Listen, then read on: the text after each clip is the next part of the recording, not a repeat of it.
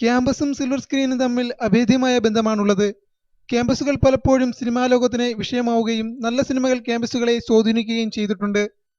കേരളത്തിലെ തിയേറ്ററുകളിൽ കോളിളക്കം സൃഷ്ടിച്ചുകൊണ്ട് മുന്നേറുന്ന പ്രേമം ഇന്ന് അക്ഷരാർത്ഥത്തിൽ ക്യാമ്പസുകളെ കയ്യിലെടുത്തിരിക്കുകയാണ്.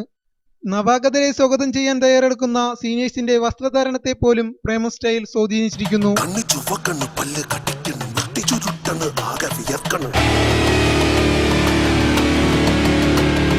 നാടിനരമ്പ് വലിഞ്ഞു മുറുകണ്, പേശികളാകെ ഉടந்து കയറുന്നു.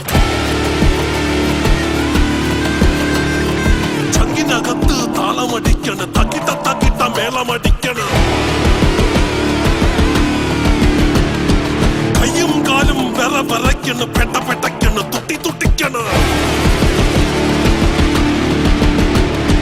പെരുവിരല് പെരുത്ത് കയറാണ്, വെളിച്ചപ്പാട് പറഞ്ഞു തുള്ളണ്.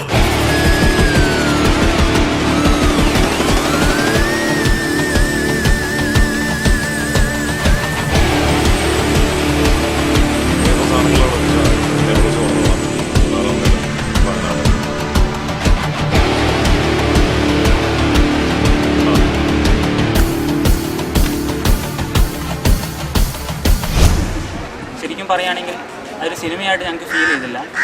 ആക്ച്വലി ഞങ്ങളുടെ ഒരു ജീവിതം തന്നെയാണ് ഞങ്ങൾ തിരശ്ശീലയിൽ കണ്ടത്. നിവിൻ എന്ന ഉയർന്നു വരുന്ന ഒരു യുവതാരത്തെ ഞങ്ങൾ എന്തുകൊണ്ടും സപ്പോർട്ട് ചെയ്യുന്നു. കാരണം അദ്ദേഹത്തിൻ്റെ ഉയർച്ച എന്ന് പറയുന്നത് അദ്ദേഹത്തിൻ്റെ പരിശ്രമത്തിൻ്റെ ഫലമാണ്.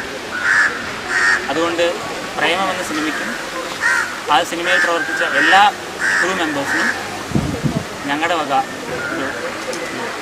ഈ സിനിമയ്ക്ക് ശേഷം നമ്മളെന്നല്ല, ഈ കോളേജിൽ നിന്നല്ല, പല കോളേജുകളിൽ തന്നെ ഈ വസ്ത്ര ശൈലി ഉപയോഗിക്കുന്ന പലരും ഇന്നുണ്ട്. ഈ സിനിമ ഞങ്ങളുടെ ജീവിതത്തിൽ പല ഘട്ടത്തിലും ബന്ധപ്പെട്ടതുകൊണ്ടാണ് ഞങ്ങൾ ഈ ശൈലി സ്വീകരിച്ചത്. വേഷത്തിൽ മാത്രമല്ല, പ്രേമം സിനിമ തൊടുത്തുവിട്ട പൈറസി വിഷയത്തിലും കേരളത്തിലെ ക്യാമ്പസ് യുവത്വത്തിന് സ്വന്തം അഭിപ്രായമുണ്ട്. നമ്മളിതെല്ലാം സോഷ്യൽ മീഡിയസിലെല്ലാം കാണുന്നു. പ്രേമം എന്ന സിനിമ പൈറേറ്റഡ് കോപ്പീസ് നേരിടുന്ന പ്രശ്നമാണ്.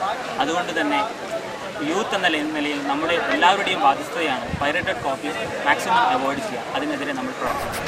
അവള് വേണ്ട, ഇവള് വേണ്ട, ഈ കാണുന്ന വെൾമാരൊന്നും വേണ്ട, ലവ് വേണ്ട, നമുക്ക് വേണ്ട, ഇവിടെ അല്ലേലും സിമത്വം കോണ്ട.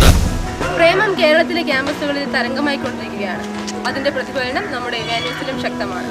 ഇവാന്യൂസിലെ നിവിൻ പോളിമാരുടെ മുന്നിൽ നിന്ന് ക്യാമറാമാൻ എബിൻ രാജിനൊപ്പം റാണിയാർ MM.